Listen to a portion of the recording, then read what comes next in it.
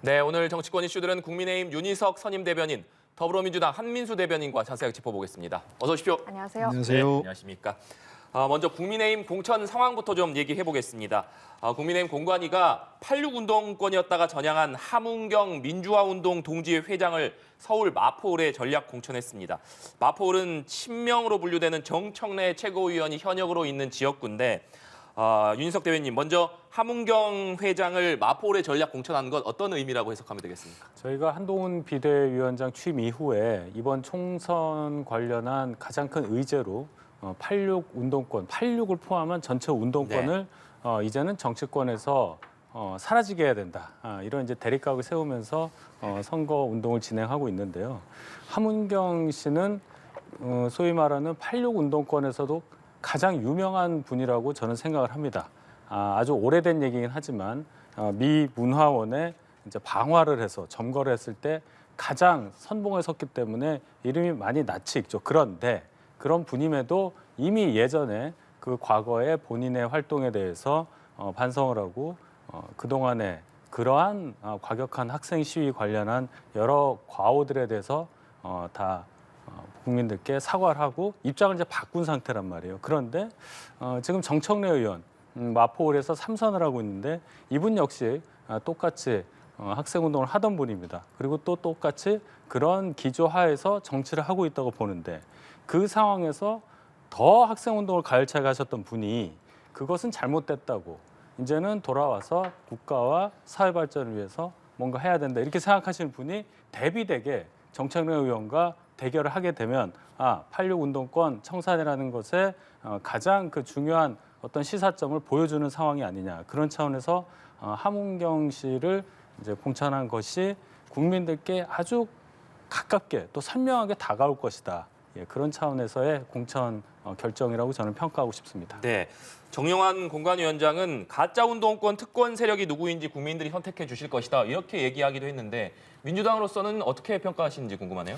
근데 저는 이미 여론조사에서 각종 여론조사에서 윤석열 정권 심판과 운동권 청산의 두 의제를 놨을 때 비교가 좀 안 될 정도 큰 격차로 운동권 청산론에 대한 어떤 긍정 여론이 작지 않습니까? 이미 조사가 많이 나왔는데 저는 집권 여당이 이 프레임을 계속 들고 나오는 게 정말 도움이 되는가 싶은 생각이 들어요. 정말로 시쳇말로 요즘 젊은이들 중에 2030 물론 40대 초반까지도 대학 다닐 때 운동권을 본 적이 없답니다. 근데 그거를 운동권으로 청산론 해가지고 어떤 표를 젊은 층에서 받을 수 있겠습니까? 이런 생각이 들고요.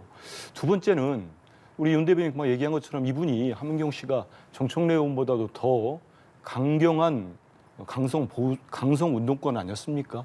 그런데 거기에서 지금 운동권 청산한다면서 이분을 내세우는 게 맞는가 싶고 그다음 이분이 모르겠습니다. 전 뭐 전향을 했다고 말씀하시는데 이 정치권을 처음 들어오는 분이 아닙니다.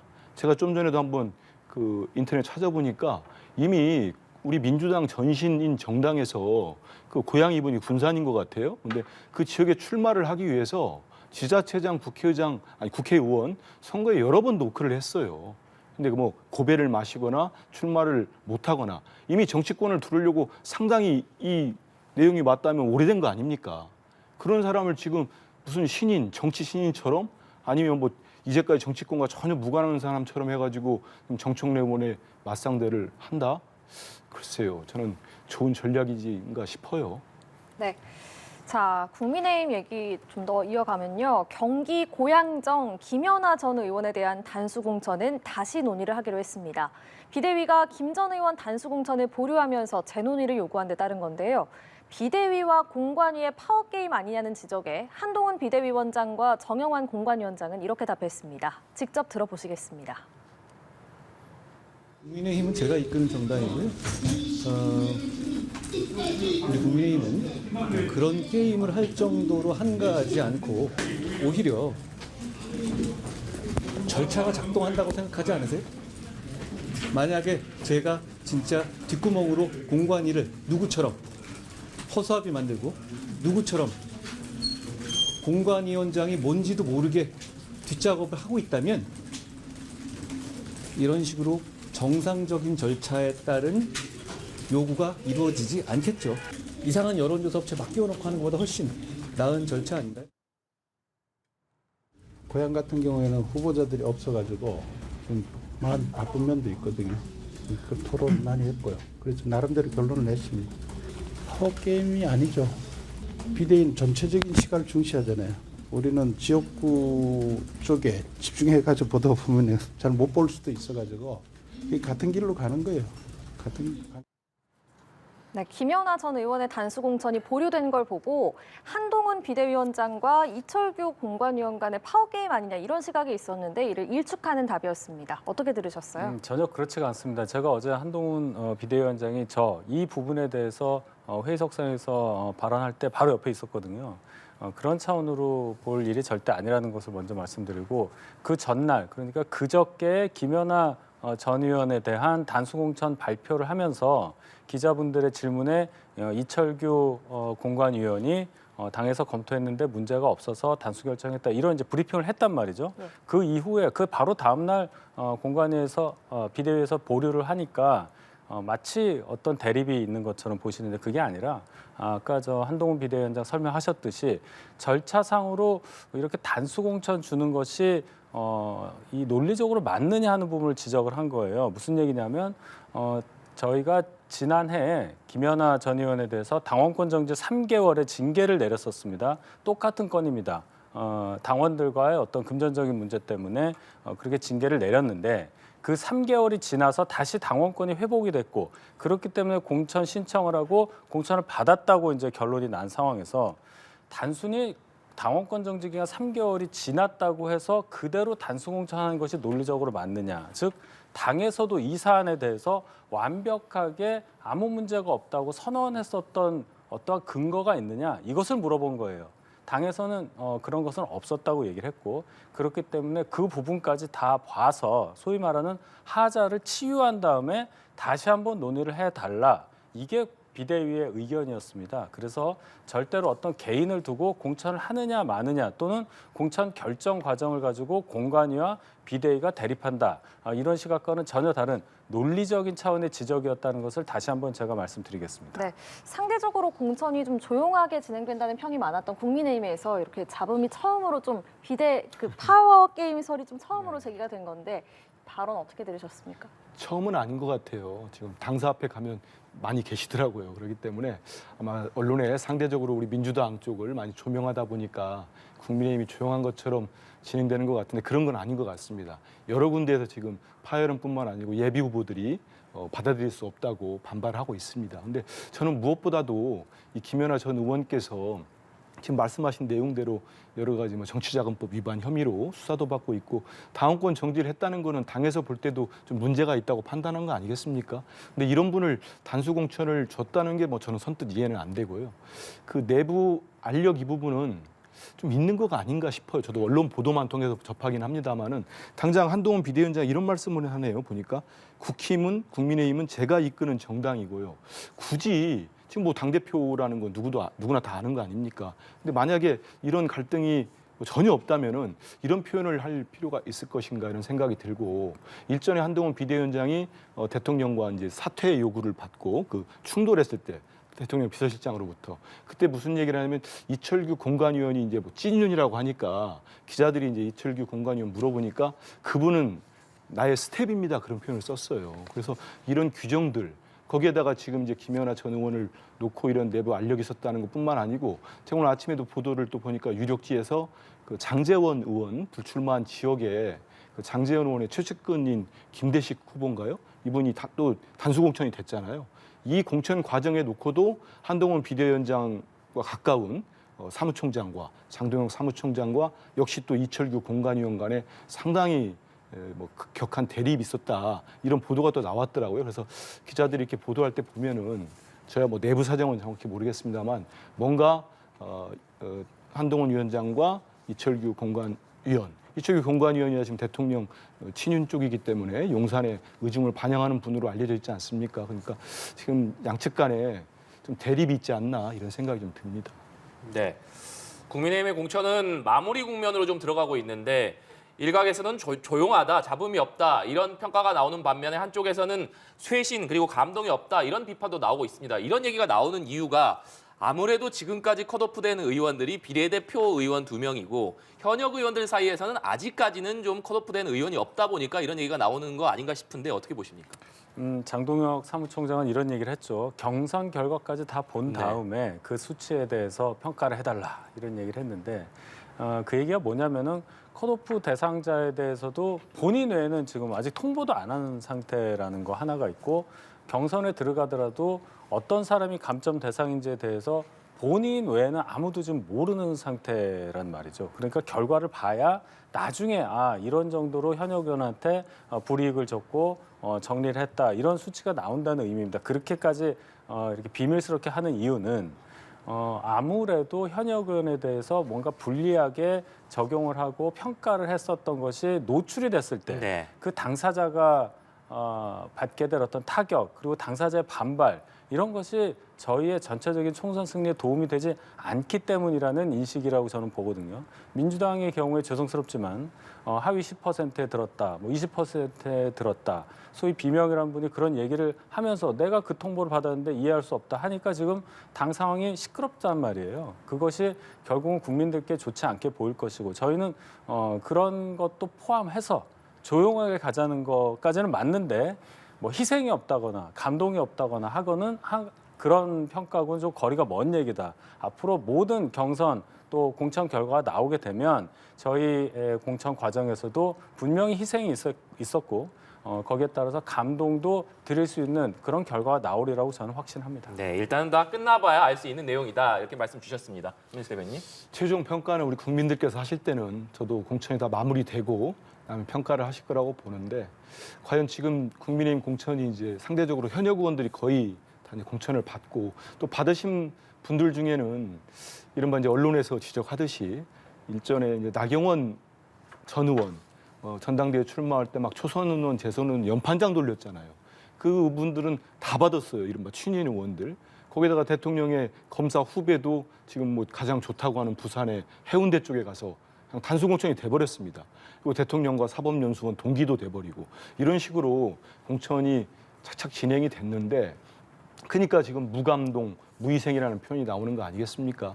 그리고 말씀하신 대로 지금까지는 쉬운 문제 중심이었는데 앞으로는 이제 뭐 정말 수능으로 비교하면 킬러 문항, 중킬러 문항 남았다고 하는데 왜 이렇게 자꾸 뒤로 미루면서 국민들이 과연 그러면 우리 국민들이 지금 이렇게 전혀 물갈이 없이 쇄신 없이 모든 그거다가 권력의 줄을 좀 미안한 표현입니다만 줄을 쓴 분들 그리고 권력에 서서 지금까지 어떤 뭐 쇄신 운동보다는 그냥 힘센 쪽에 붙어가지고 당 지도부의 옆에 서가지고 있었던 분들 이분들은 한 분도 지금 뭐 공천 걱정이 안 되는 분들 아닙니까? 다 됐습니다.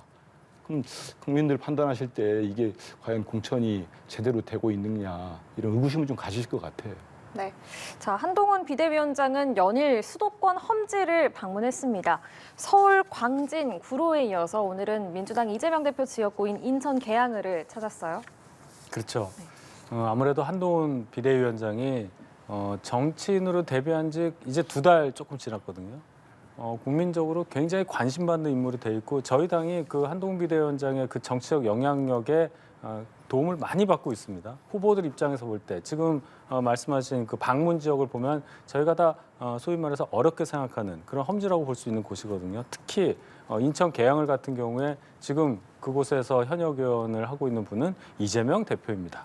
그리고 원희룡 전 장관이 거기에 맞서서 이재명 대표를 꺾겠다고 출마한 마당이기 때문에 당연히 한동훈 비대위원장이 가서 힘을 실어주면 훨씬 더 앞으로 총선 결과에 좋은 영향을 미칠 수 있다는 저희의 판단이고 아마 이번뿐만이 아니라 선거운동 지속되면 2번, 3번 더 그쪽에 가실 걸로 저는 봐요. 그런 상황을 통해서 당 전체가 힘을 받게 되고 국민들께서도 저희가 도대체 무슨 얘기를 하는 것이냐, 국민의힘에서는 무슨 얘기를 하면서 총선을 치를 거냐, 이것에 대한 집중도 훨씬 더 높아지리라고 봅니다. 그런 차원에서 한동훈 비대위원장이 앞으로 훨씬 더 바빠지실 것이다, 이렇게 봅니다. 네, 이렇게 연일 수도권 험지를 찾았고 오늘은 이재명 대표 지역구까지 방문을 했습니다. 어떻게 평가하세요?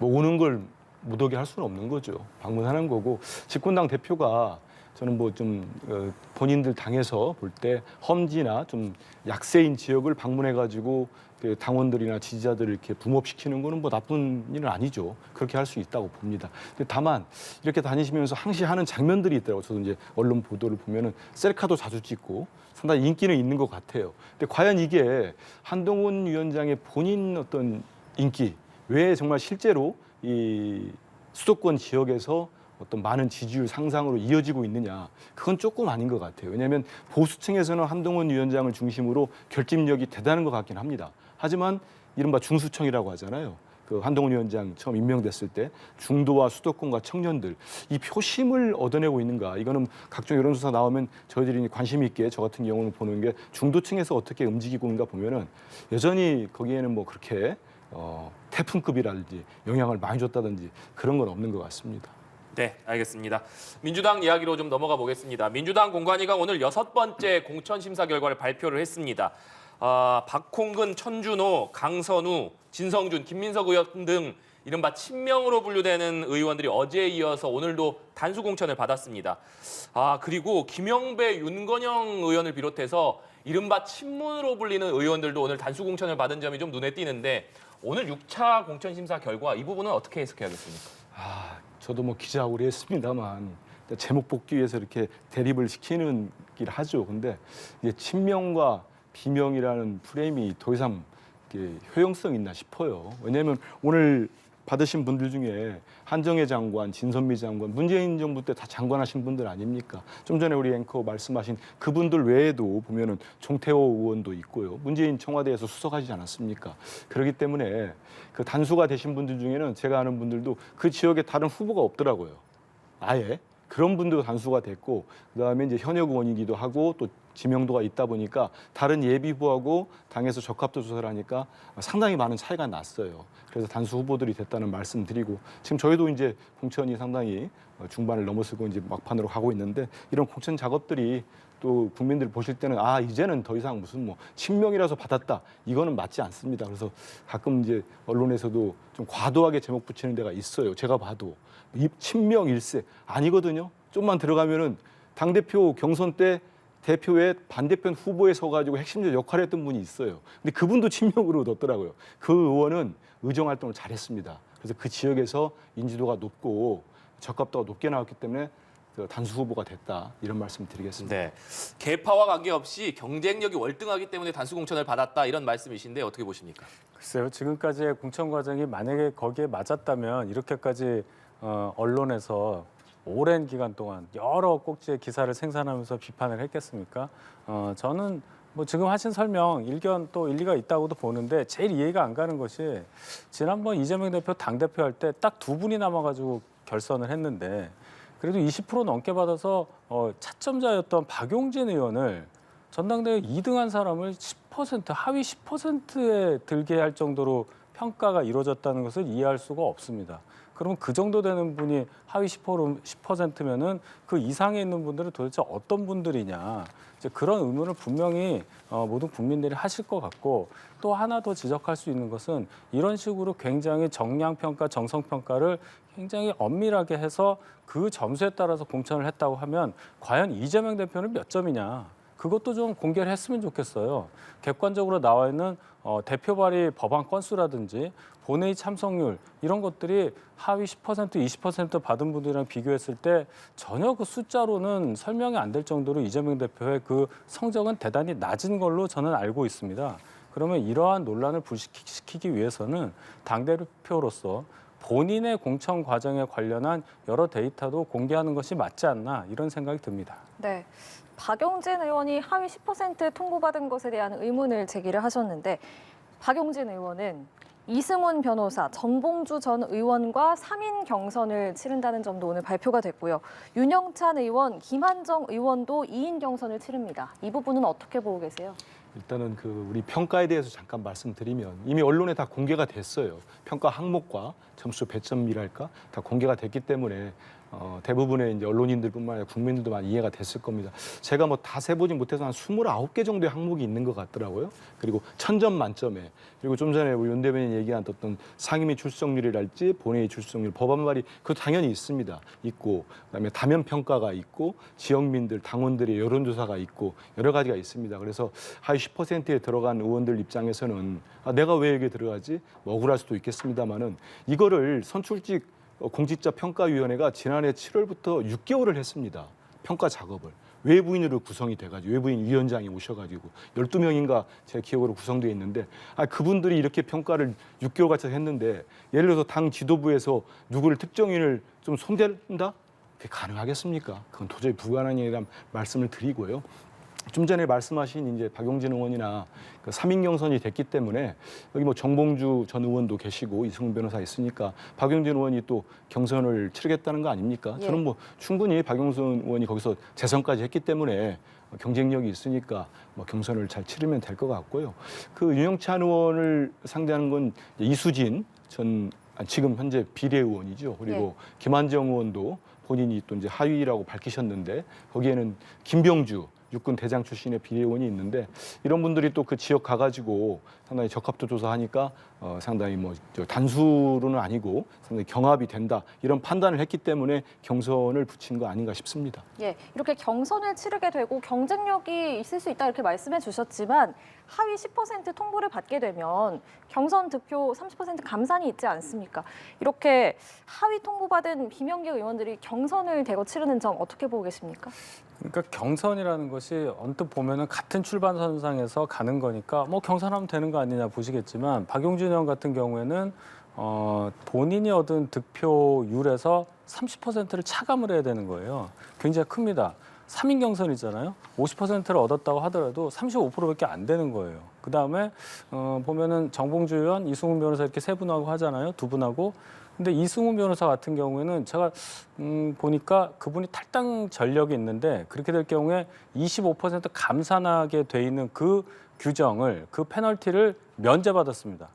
누가 봐도 박용진이 굉장히 불리하겠다 이런 생각이 든단 말이죠. 3인 경선이고 결선도 없다고 저는 들었어요. 그러면 세 분이 딱 해가지고 그 지점에서 그냥 평가를 한다는 건데 그 세수로 나는 것에서 본인이 받을 점수에서 30%를 감산을 해야 되고 어떤 후보는 25% 감산돼야 되는 거를 면제받고 이것이 과연 동일선상으로 볼 수 있느냐 충분히 박용진 의원 입장에서 이의 제기를 할 수 있는 상황이고 다른 분들도 양자 경선이라든지 할 때도 하위에 들어가면은 뭐 20%라든지 30% 자기 득표율에서 차감이 되기 때문에 굉장히 불리할 것이다. 경선을 붙여준다고 하지만 어떻게 보면은 살아남기 굉장히 어려운 환경에서 이렇게 하위에 들어가신 분들은 경쟁해야 하는 입장이 아니냐. 그런 면에서 보면 이 공천이 경선으로 했다고 해서 이 문제가 없어지지는 않을 거라고 저는 봐요. 네. 네. 그리고 민주당 공천 갈등의 뇌관으로 꼽히는 곳입니다. 임종석 전 비서실장이 도전장을 낸 서울 중성동갑. 이곳에 대한 공천 결과가 아직까지 발표되지 않고 있는데요. 관련해서 안규백 전략공관위원장의 발언부터 듣고 오시겠습니다. 제가 임종석 전 실장께 송파 갑을 제안을 해서 임종석 실장께서 그 지역은 어렵겠다 이렇게 말씀하셨잖아요. 예. 우리 당의 전략 지역, 다른 지역에 축선하러 가서 그 다른 여타 지역의 파급 효과를 좀 미쳐라. 저는 윤희숙 전 의원과 대비되는 사람 또 좀 아주 공격적이고 어그레시브한 사람, 저는 이런 분들이 이 지역에 맞다고 생각합니다. 그런 상징적인 전사 같은 사람, 저는 그분이 가면은 이 지역에 가장 적합한 후보가 아닌가 생각합니다. 네, 들으신 대로 안규백 전략공관위원장이 임종석 전 실장에게 송파갑을 제안했다. 하지만 임 전 실장이 이를 거부했다. 이렇게 밝힌 가운데 상징적인 전사 같은 사람이 중성동갑에 필요한 것으로 보인다. 안규백 위원장이 이렇게 얘기를 했습니다. 그렇기 때문에 이 발언은 임종석 전 실장을 좀 여기에 공천하기 어렵다. 이런 의미로 해석해야 되는 것인지. 그리고 한 가지를 더 여쭤본다면 지금 임종석 전 실장이 만약에 컷오프 될 경우에 친문계에서 단체 행동을 할 수도 있다. 이런 가능성이 계속해서 제기되고 있습니다. 그 부분은 어떻게 봐야겠습니까? 일단은 이 지역이 아마 여러 차례 뭐 당에서도 얘기하고 네. 있기 때문에 중성동갑 지역이 전략 지역이라는 건 우리 국민들도 많이 아실 겁니다. 전략 지역은 여야 모두가 큰 정당들이 다 기준이 있지 않습니까? 여기에서 출마해서 당선되신 홍익표 원내대표께서 지금 험지인 서울 서초 울로 지역을 옮겼습니다. 그렇기 때문에 현역 의원이 불출마를 하거나 뭐 탈당을 하거나 이런 식으로 다른 지역으로 옮긴다거나 하면은 그 지역은 당에서 전략 지역으로 이렇게 선정을 합니다. 선정을 하고 거기에 가장 적합한 후보, 네. 뭐 상대가 누가 나왔을 때 지금은 국민의힘 같은 경우 윤희숙 전 의원을 상당히 전투력이 있는 공천을 하지 않았습니까? 그럼 우리 안규백 전략공간위원장 입장에서는 저런 말씀 저는 어찌 보면 당연하다고 봅니다. 그리고 임종석 전 대통령 비서실장 같은 경우는 예전에 그 지역에서 의원도 하셨고 뭐 경쟁력이 있을 거라고 봅니다. 근데 임종석 비서실장은 대통령 비서실장이면은 사실 광역자치단체장 수준의 급입니다. 그리고 상당히 유명하신 분이고 나름대로 영향력도 크기 때문에 이런 분은 당에서 볼 때 더 좀 전체 선거를 이끌 수 있는 지역 이런 데에서 당연히 권유할 수 있고 또 임 전 실장께서도 고민할 거라고 봅니다. 그래서 이 지역에 임종석 전 실장이 못 간다고 해서 이른바 친문들이 단체로 뭔가 움직인다? 전혀 그럴 가능성이 없다고 봅니다. 이미 이른바 언론에서 내면 친문이라고 하시는 분들도 대부분 지금 뭐 단수공천을 받았거나 아니면 오늘 같은 경우 발표된 대로 노영민 전 대통령 비서실장은 이제 경선에 들어가지 않으셨습니까? 그 지역에는 상당히 경쟁력이 있는 걸로 알고 있습니다. 그렇기 때문에 친문이 이걸 가지고 여기에 반발해서 한다. 저는 그럴 가능성 없다고 봅니다. 네. 근데 말씀해 주신 대로 지금 이미 안규백 위원장이 임종석 전 실장에게 송파갑을 제안했는데 임 실장이 본인은 성동갑에 있겠다 이렇게 이사를 밝혔기 때문에 그렇다면 다른 지역으로 좀 임 전 실장한테 요청을 하더라도 이것을 수용할 가능성이 있겠습니까? 아니 그런데 또 논의를 하고 네. 그 임 전 실장도 당에서 사무총장도 하셨고 또 대통령 비서실장이라는 중책도 하셨기 네. 때문에 당의 전략적인 판단, 당의 전체적인 총선 구도 이런 부분에 대한 충분히 소통을 하고 설명을 들면 거기에 맞춰서 저는 잘 풀어지고 결정될 걸 보고 있습니다. 네, 윤희석 대변인께서는 임종석 실장의 공천 여부, 만에 하나 컷오프 됐을 경우에 친문계에서 단체적인 행동에 나설 가능성 어떻게 보십니까? 저는 다른 분은 모르겠지만 임종석 전 실장에 대해서 예를 들어 컷오프를 한다거나 이런 상황이 오게 되면 큰 문제가 있을 걸로 봐요. 뭐 단체 행동의 그 종류를 제가 어떻게 대별을 해서 말씀드리기가 좀 어렵지만은 이렇게 되면은 임종석 전 실장이 그야말로 친문의 구심점이 되는 겁니다. 지금은 어떻게 보면 친문의 구심점이 뭐 조국 전 장관 뭐 요 정도로 인식이 되는데 지금 민주당 당 내에서 이재명 대표와 대립각을 세우고 있는 분들이 구심점이 없어서 조금 이렇게 힘이 없어 보이는 움직임이 있지만은 이렇게 될 경우에는 그분들이 임종석 전 실장을 중심으로 해서 움직임을 보일 수밖에 없는 상황이 될 것이고 그렇게 되면은 같은 울타리 안에서 정치 활동하기가 어렵겠죠. 그래서 민주당에서도 그 부분을 아마 염두에 두고 있기 때문에 임 전 실장에게 다른 지역 송파라든지 이런 데를 권유를 하면서 조심스럽게 접근하고 있는 것이 아닌가 생각하는데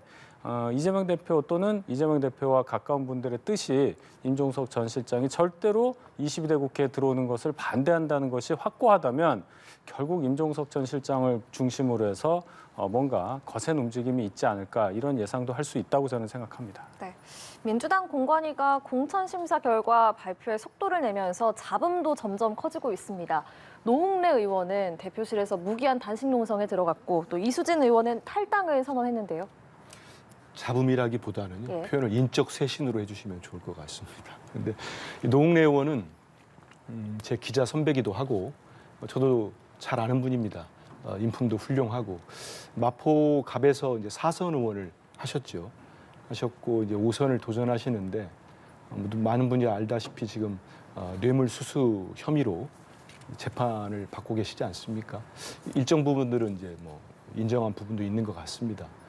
그렇기 때문에 이제는 이제 많은 분들이 그러지 않습니까? 저기 새술은 대표도 말씀하셨지만 세부대라는 표현을 말씀하시고 또 정치 신인들이랄지 새로운 떡잎이 지면 새순이 돋듯이 이런 부분들이 좀 필요하지 않는가 이런 생각들을 많이 하고 있고요. 이수진 의원은 저는 이제 언론에서 이제 이수진 의원이 이른바 이제 컷오프 이렇게 되니까 아니 상당히 뭐 탈당도 하고 그런 거 아닙니까?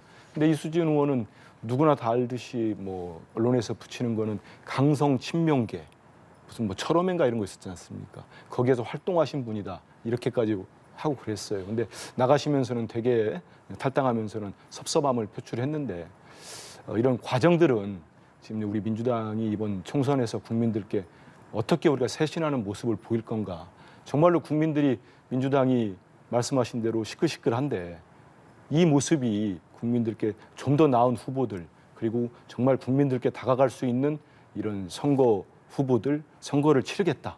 이런 정말 결기, 의지를 보인다고 판단하신다면은 이런 모습이 결국은 평가를 받는 저는 순간이 곧 올 거라고 생각을 하고 있습니다. 네. 상대당 입장에서는 이런 것들 어떻게 보고 계세요? 글쎄요, 뭐 공천 잡음이 아니고 쇄신이라고 뭐 얘기해달라고 하셨으니까 저도 뭐 쇄신 과정에서의 진통이라고 표현을 하겠습니다. 이런 부분이 분명히 발생할 수는 있는데 근데 참 그 표현 방식이 조금 저희 쪽의 문화하고는 좀 많이 달라요. 농내용 같은 경우에 지금 단식 농성을 당 최고위원회 회의하는 그 방에서 지금 하고 계시잖아요. 지금 화면에도 나오는데 굉장히 물론 본인이 강한 의지를 밝히기 위해서 저런 선택을 한다고 하지만 다른 걸 떠나서 국회에서 사선 국회의원 지금 지내고 있는 분의 행동으로 맞는가 하는 생각도 좀 들고요. 이수진 의원도 불과 얼마 전까지만 해도 계속해서 민주당 입장을 대변하고 저희하고 이렇게 투쟁을 하는데 앞장섰던 분인데 공천 결과에 대해서 불만이 있다고 해서 저렇게 본인이 있던 당에 대해서 독서를 이렇게 내뱉으면서 탈당하겠다 하는 것이 전체 정치권을 바라보는 국민들의 시각에 어떤 영향을 끼칠지 그런 차원에서 대단히 우려스러운 상황이라고 평가하고 싶습니다. 네, 이렇게 민주당 내부의 공천 갈등이 커지는 가운데 어제 이재명 대표가 직접 입장을 밝히기도 했습니다. 특히나 일각에서 나오는 사퇴 요구에 대해서 툭하면 사퇴 요구가 있다. 그런 식이라면 1년 내내 대표가 바뀌어야 할 것이다. 이렇게 사퇴 요구에 대해서 부정적인 인식을 드러냈습니다. 어제 이재명 대표의 이 발언은 어떤 의미라고 해석하면 되겠습니까? 저도 글쎄 우리 민주정당이니까 좀 그럴 수 있다고 봅니다만은 제가 예전에 뭐 잘 들어가진 않습니다. 의총장에 정말 간혹 한번 가면은 그 대표나 지도부 있는데 그 앞에서 의원들이 사퇴하라고 하더라고요. 그 요구도 하고 한 번은 지금은 탈당하신 이제 비명계로 탈당하신 분이 있는데 나치당이라는 표현까지 썼어요. 나치당이었으면 그 바로 붙잡혀가는 거 아닙니까? 근데 그렇게까지 뭐 격한 표현도 쓰셨는데 지금은 이제 정말 총선이 50일도 남지 않은 상황 아니겠습니까? 전쟁 중에 그리고 또 우리 국민들로부터 많은 지지를 받고 차기 대선 주자로서도 1위를 달리고 있는 분인데 여기에 대해서 선거에 총선을 진두지휘할 당대표한테 사퇴를 요구하는 거는 본인도 말씀하시면서 이 말이 뭐 설득력이 있나 이런 생각을 할 거라고 봅니다. 지금은 당과 지도부 그리고 또 우리 의원들, 그다음 당원, 국민 지지자들 모두가 모여서 이번 총선 정말 의미를 새기면서 정말 많은 분들이 좀 아까 말씀하신 대로 인적 쇄신에 또 이 황골 탈퇴 진통들이 있지 않습니까? 이걸 또 겸허히 수용하는 모습들도 지금 많이 보이고 있거든요. 불출마 선언도 나오고 있고 하기 때문에 저는 이런 모습이 결국 국민의 시각, 국민의 눈높이를 보고 우리 당원이나 의원들도 저도 포함해서 좀 봤으면 좋겠다 이런 생각이 듭니다. 그런데 이렇게 이재명 대표가 사퇴에 대해서 선을 그으면서 일각에서는 이런 얘기도 나오지 않습니까? 혁신이 정말 제대로 된 혁신이 되려면 친명계에서도 좀 희생하는 모습을 보여야 된다. 이런 얘기가 나오면서 일각에서는 뭐 조정식 사무총장 사퇴 얘기까지 나오고 있는데 그 부분에 대해서는 어떻게 평가하십니까? 아무래도 조정식 사무총장이 사무총장으로서 네. 총선을 총괄하기 때문에 그런 지적이 있다는 걸 저도 언론 보도를 통해서 보고 있습니다. 또 다른 한쪽에서는 이런 얘기들을 합니다. 그 뭐 총선뿐만 아니고 지지난해가 되겠죠.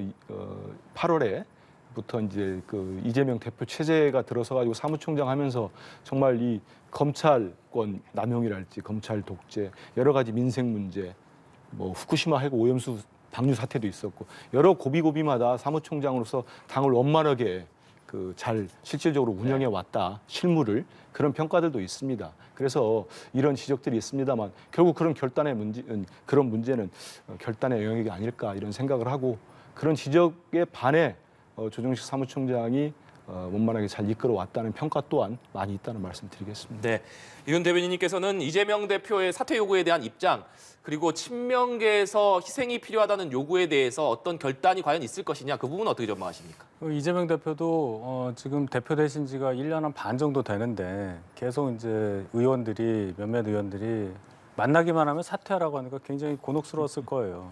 근데 윤 대통령에 대해서도 민주당에서 맨날 얘기하는 거 아닙니까? 거의 빨리 그만두라는 식으로 조국 전 장관 같은 경우에는 정권 조기 종식 이런 얘기까지 한단 말이에요. 그러니까 이 그만두라는 얘기에 대해서 서로 입장 바꿔 생각하면 맞다. 그러니까 정부에 대해서도 윤석열 대통령에 대해서도 좀 똑같은 시각에서 얘기해달라 이런 말씀 한번 드리고 싶고 이재명 대표와 가까운 분들이 그럼 희생해야 되지 않느냐. 분명히 중요한 얘기입니다. 제가 공천 과정에서 그럼 이재명 대표는 공천 점수가 몇 점입니까라고 물어본 것도 반발할 수 있는 분들의 어떤 반발을 누그러뜨린과 동시에 민주당 전체 공천이 객관적이다, 굉장히 논리적이다, 그리고 공정성을 갖고 있다. 이런 거를 말해주기 위한 방편이 될 수 있다는 차원에서 말씀드린 거 아니겠어요? 제가 점수가 궁금한 게 아니에요.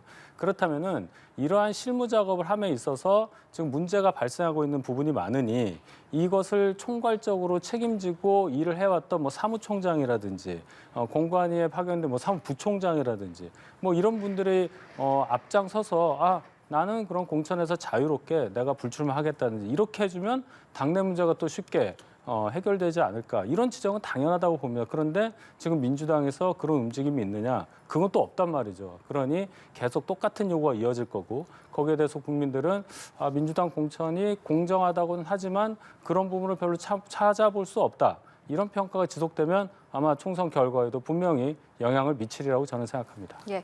한편 민주당이 이성윤 전 서울중앙지검장과 정한중 한국외대 법학전문대학원 교수를 영입했습니다. 두 사람 모두 윤석열 검찰총장 시절에 윤 대통령과 대척점에 있던 인물이라는 공통점이 있는데요. 이번 인재 영입의 의미 어떻게 보십니까? 우리 당이 이제 이 두 분이 이제 끝으로 이제 인재 영입은 이제 마무리가 됐습니다. 근데 그 전에 앞서서도 이제 좋은 분들을 모셔올 때 이른바 컨셉트가 있었거든요.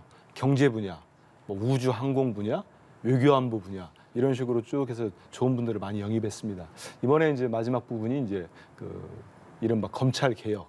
현 윤석열 대통령이 검찰총장 하실 때 그 부분에 대해서 대척점에 있었던 분들 아니겠습니까? 이성윤 서울중앙지검장이야 누구나 다 알듯이 윤석열 대통령과 각을 세우면서 나름의 검찰 개혁을 주도했던 분이고 그 말씀하신 정한준 교수인가요? 그 교수는 이제 그 징계위원회를 이끌었던 위원장으로서 있기 때문에 저는 이런 좋은 분들이 오셨다고 봅니다. 그래서 우리 당이 검찰 개혁 부분에 대한 어떤 의지를 보여줄 수도 있고 그다음에 지금 현 정부 누구나가 많은 분들이 얘기했듯이 검찰 정권이 아니냐 무도하다 이런 지적들을 많이 하고 있는데 이분들을 보면서도 이게 더 좀 선명해지는 그런 효과도 있지 않을까 싶어서요. 저는 좋은 분들이 와서 이제 국회에 입성하시게 된다면 좋은 의정 활동, 특히 검찰 개혁 부분에 있어서 좋은 역할을 해줄 걸로 기대하고 있습니다. 네, 검찰 개혁 의미라는 말씀인데 어떻게 보셨어요? 그렇죠. 검찰 개혁을 한다면서 그 검찰에 올해 고위직을 맡았던 분을 단지 윤석열 대통령과 입장이 다르다는 이유 하나만으로 영입했다는 것을 이해할 수 없습니다. 다른 분들은 모르겠는데 이성윤 전 지검장 같은 경우에 윤석열 대통령 검찰총장 시절에 어떤 일을 했었는지 국민들께서 다 아실 겁니다. 추미애 전 장관의 움직임과 똑같다고 보시면 되는데요. 그 결과가 어떠했는지 윤석열 당시 검찰총장은 정치인이 될 수밖에 없었고 지금 이 순간은 대통령입니다. 네. 마지막으로 개혁신당 얘기 짧게 해보겠습니다. 개혁신당이 총선을 지휘할 공관위원장에 국민의힘 전 비대위원장이었던 김종인 전 비대위원장을 선임을 했는데 일단 김종인 전 비대위원장 지난주까지만 해도 공관위원장에 거론되는 것 자체가 좀 불쾌하다 이런 입장을 언론 인터뷰를 통해서 밝히기도 했습니다. 윤 대변인님, 그럼에도 불구하고 지금 이낙연 대표하고 결별을 선언한 이후에 김종인 전 비대위원장이 공관위원장으로 갔어요. 이건 어떤 의미라고 봐야겠습니까? 일단 관심 없다. 본인이 공관위원장으로 거론되는 것에서도 불쾌하다. 이것은 김종인 비대위원장이 늘 하시던 화법의 일부입니다. 그런 말씀하시면 거의 대부분 그 제안을 수락하는 방향으로 쭉 지금까지 이어져 왔었거든요. 그래서 저는 그 말씀하실 때 결국 가시겠구나 하고 개인적으로 생각했습니다. 자, 이낙연 전 대표와 결별하자마자 공관위원장을 맡았다. 이게 의미가 있는 거죠. 이준석 대표가 이낙연 대표와 합칠 때도 별로 오래가지 않을 거라고 생각을 한 이유 중에 하나는 이낙연 대표와 김종인 전 비대위원장과의 관계가 그렇게 매끄럽지 않다는 걸 아는 사람은 다 알았기 때문이에요. 이준석 대표는 김종인 비대위원장을 굉장히 모시면서 그 뜻을 잘 물으면서 지금까지 정치활동하셨던 분이기 때문에 아무래도 김종인 비대위원장을 거꾸롭게 생각하는 분, 그 이낙연 대표와 오래 같이 가기 어렵다는 그런 생각을 많은 분들이 하셨다. 그러면 이낙연 대표가 이제는 결별한 상태이기 때문에 김종인 비대위원장이 공관위원장으로서 개혁신당에 참여하는 그 장애물은 이제 없어졌기 때문에 이제 공관위원장으로서 활동을 하시는 게 아닌가 저는 이렇게 봅니다. 네, 김종인 비대위원장이 사실 국민의힘, 민주당 이끌면서 선거 승리를 이끌어낸 적은 있는데 제3지대에 간 적은 처음이기 때문에 이번에 김종인 전 비대위원장이 어떤 효과를 좀 이끌어낼 수 있으리라고 보십니까? 저는 사실 이제 뭐 아시다시피 제가 예전에 인터뷰도 했고 신문사 있을 때에서 조금은 아는 분입니다. 하는데 일단은 국민의힘 또 우리 민주당 선거를 어려운 상황에서 사실상 전권을 가진 당대표 역할을 하셨죠. 비대위원장이니까. 그래서 선거를 잘 치러내셨는데 지금 이제 공관위원장이라는 뭐 물론 정권을 공관위에 관련된 공천 관련된 전권을 받으셨습니다만 그런 그동안에 나름의 성공 신화를 써왔는데 그래서 저는 조금 부정적으로 봤어요. 근데 아마 이준석 대표가 간곡하게 요청했는지 아니면 김종인 위원장 판단해서 지금 가서라도 이 제3지대 정말 제3지대까지 맞더라도 내가 조금은 성공시킬 수 있다 이런 판단을 하셨는지 모르겠는데 일단은 새로운 미래와 개혁신당이 갈라서는데 김종인 위원장이 있었다고 새로운 미래 제 주장을 해왔잖아요. 근데 결국 이게 맞은 게 된 거예요. 그 분란의 여지 하나로 전권을 줘야 된다는 여지 하나가 됐고 다만 우리 민주당과 국민의힘에서 그런 거대 정당, 풍부한 인적 자원, 그리고 나름의 국민적 탄탄한 지지율을 가진 정당을 가지고 선거를 이뤘던 거하고 지금의 개혁신당이 지지율이 상당히 낮지 않습니까? 이런 상황에서 아무리 큰 선거를 많이 이끌어본 경험이 있는 김종인 위원장이라도 저는 좀 한계가 있고 기능 측면에서도 역할을 발휘하기에는 좀 여러 가지 좀 충분히 하기에는 여러 안 좋은 조건들이 있다 이렇게 말씀드리겠습니다. 네, 알겠습니다. 국민의힘 윤희석 선임 대변인, 더불어민주당 한민수 대변인과 함께했습니다. 고맙습니다. 감사합니다.